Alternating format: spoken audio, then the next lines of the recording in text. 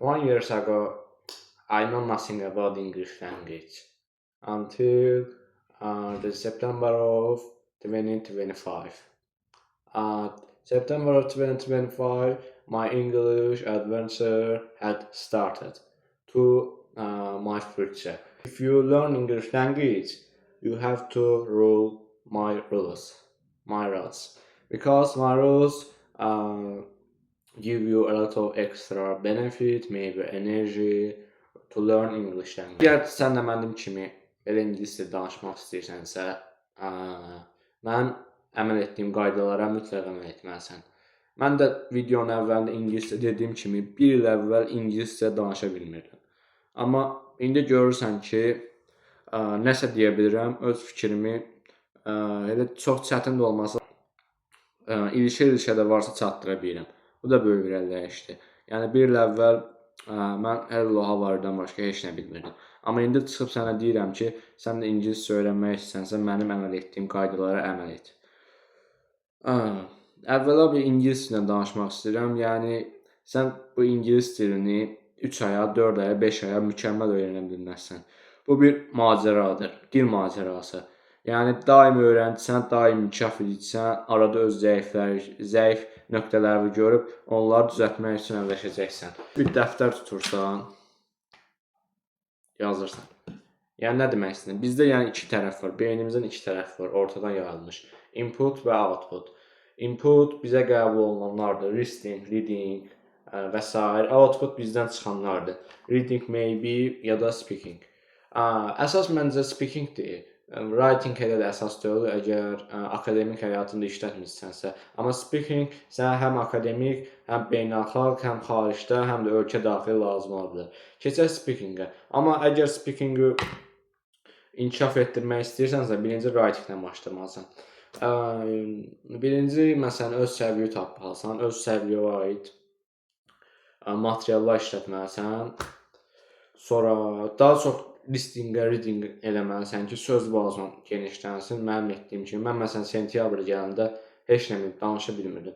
Amma indi bu inkişaflar sayəsində öz fikrimi dəqiq çatdırıram. Həm də gəlmişəm kamera qarşısına sənə deyirəm ki, bu qaydalara əməl etsən, sən də ingilis dilini öyrənə bilərsən. İkincisi biraz daha qəşəng sənin üçün. Öz heyran olduğun admire personları tapırsan, həmişə onların learning English language. Məsələn belə. Ya da by the way, speaking of için sinonimidir. Ya da deyə bilərəm ki, believe or not, inan səndən ya da inanma, I'm recording to video at YouTube.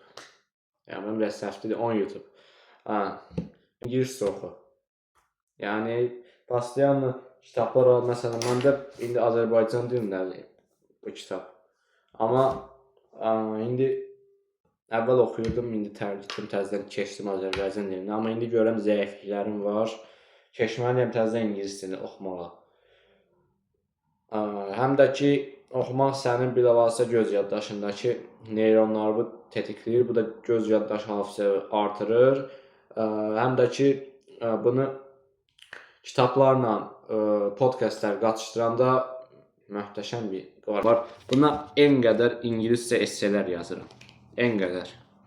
İngiliscə esselər. Yəni, nə bilim, economicsdən, insanların sağlığından, nə bilim, educationdan, hər şeydən, investitorlardan, nə bilim, who admire person, kimə heyran olmuşsan ondan. Yəni, yazdıqca, həm də onları səsli oxuduqca, məsələn, mən yazmışam, bir dəqiqə, I think that every country owns some punishment styles or types, but some of the countries really is harsh to law.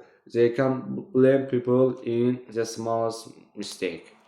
Yəni, yazandan sonra çalış ki, onu səsli oxu ki, daha çox ağır danışıq, fluency, yəni danışığın sürətlənsin. Filmlər izləyəndə, məsələn, çox maraqlı sözlər öyrənə bilərsən.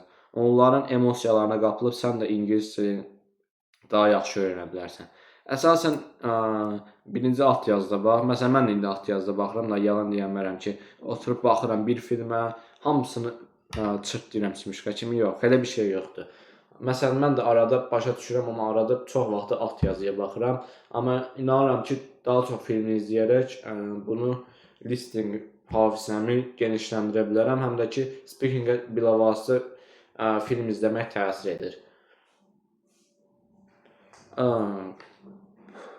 Sonda demək istəyirəm ki, bu ingilis dili öyrənmək həqiqətən yaxşı şeydir. Məsələn, özünün egosuna qapılıb demək ki, mən bir aydır ingilis dili oxuyuram, ingilis dilini partladıram. Elə bir şey yoxdur. İngiliscə elə bir şeydir ki, gündə hər gün sözlər yenilər. Sən istəsən də, istəməsən də ömrünün axırına qədər ingilis dilini öyrənərsənsə, öyrənə-öyrənə getsən. Yəni heç kim çıxıb deməsin ki, mən ingilis dilini sökürəm. Ən güclü adamın da ən zəif yerləri ola bilər ingiliscə. Yəni mən sənə demək istəyirəm ki, həvəsdən düşmə, ruhdan düşmə. Sentyabr ayında mən də belə idim. Nətər təzə dil öyrənəcəm. Mən hardayam, nətər eləyəcəm. Amma əlləşə-əlləşə, əziyyət çəkə-çəkə əslində olur. Yəni ən yaxşısı budur ki, əziyyət çəkə-çəkə alsan, bunu heç kim səndən dartıb ala bilməyəcəkdir. Deməli, sən də öz inkişafına fayda verib ingilis dilini öyrənmək istəyirsən. Bu video sənin üçün faydalı olduğunu düşünürsənsə, abunə olmağı unutma ki, sənin kimi düşünən insanlara dəstək olasan, həm də alqoritmamızı qaldırasan ki, belə videolar qarşına çox gəlsin. Ağılla düşünsən, hər şeyin öhdəsindən gələrsən.